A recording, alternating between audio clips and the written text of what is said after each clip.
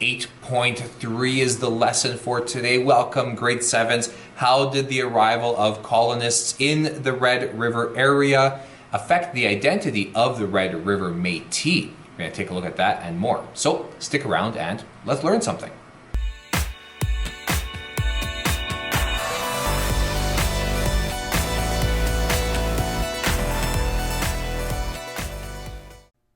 This is, like I mentioned in the opening, lesson 8.3. How did the arrival of colonists threaten the identity of the Red River Métis? We got a word there, threaten. It's not a positive word, and it's not because we are going to be talking about the conflict at Red River. You can see the Red River colony here on the map. It's in the brown area here.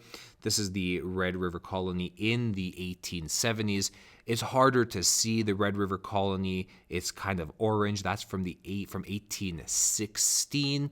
And all of this is Assiniboia, which was purchased by an individual by the name of Lord Selkirk, and he was a Scottish.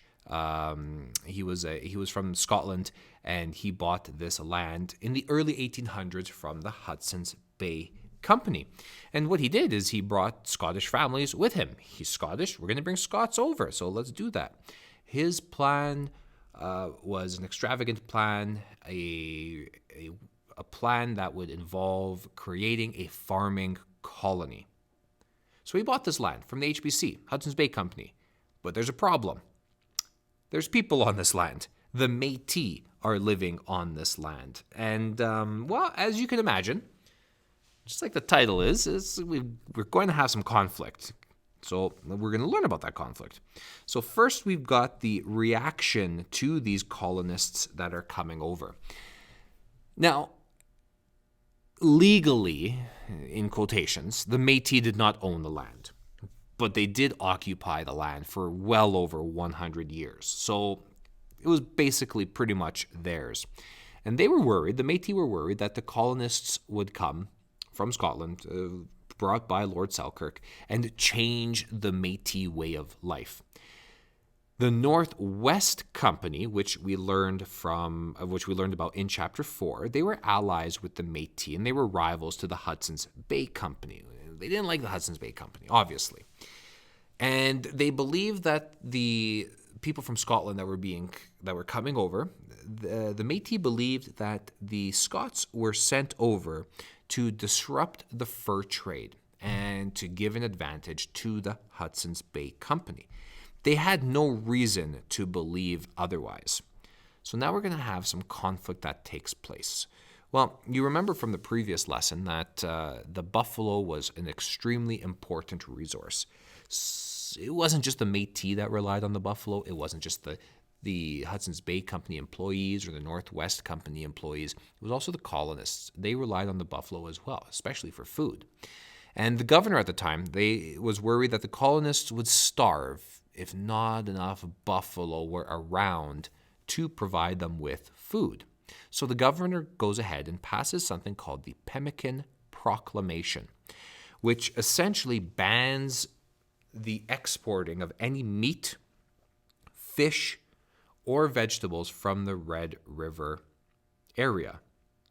Well, that's going to be a problem because, as you know, as part of the Métis economy, they were using pemmican to give to the traders and to give to the trappers and to give to the hunters as the West was being explored. So this pemmican was needed, and the Métis and the Nor'westers, well, nobody asked them about this Pemmican Proclamation. Maybe they should have asked them, but they didn't ask them. So what's the response going to be? Well, the Métis and the Nor'westers are going to be unhappy, rightfully so. So they respond by stealing the equipment and the horses and firing guns into the air to intimidate that of the Scots that were now living there. And not only that, but there's going to be a locust, and you can see here there's a picture of these ugly, ugly bugs. But there's also going to be an infestation. So the response that the Métis gave by stealing equipment, stealing the horses, and shooting these guns in the air, that combined with this locust infestation, eventually the Scots have enough. They're like, you know what, guys, we made a good run of this. okay, like we did this, we tried our best, but you know what? This is something we can't do. So many Scots end up leaving the Red River area in about the year 1815. But many did remain, and those that remained, you could feel the tension in the air.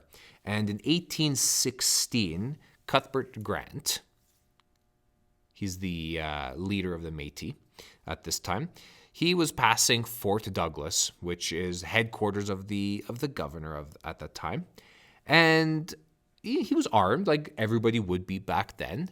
And the Fort Douglas, they saw Grant and his men walking past, and they challenged those men.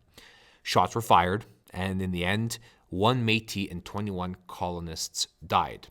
So this is bad news. You can't have that, right? Because, I mean, we're trying to establish the West. We've got the colonies here. So an investigation obviously is going to happen. And the investigators, they found that it was a colonist that fired the first shot. And this puts everybody up in an uproar. How can you attack us Métis who have been here for well over 100 years? So that was their belief. This is going to be the beginning of the Métis nation. And the Métis, they're standing up as a united group, and they are defending their common interests because of this battle. But this spreads the Métis all over Western North America, specifically in present-day Canada. And we learned in Chapter 4 that the Hudson's Bay Company in 1821 takes over the Northwest Company. We won't get into the details, but it was violence that erupted, and there was a lot of competition that was taking place, and this is what led to the Hudson's Bay Company taking over the Northwest Company. So now all of Red River belongs to the British. Violence right now in this takeover from the HBC, the violence will now end. Now Red River is finally at peace, but the Métis, they had enough. They're like, that's it, I'm out of here, can't take this anymore, so they head west. And this is the robe trade, where we've got the furry hide of the animals were needed for the blankets and the coats of these people that were going to the west, further west, because it's getting cold, right? So the hunters, obviously, they're going to stay close to the herd that is supplying these furs and these hides. And unfortunately, they're being overkilled. So the herd begins to die out. And the Métis, they move away with the remaining buffalo. And many of them migrate. They go to Batoche, which is in Saskatchewan, St. Albert here in Alberta, and Cypress Hills on the present-day border of Alberta and Saskatchewan.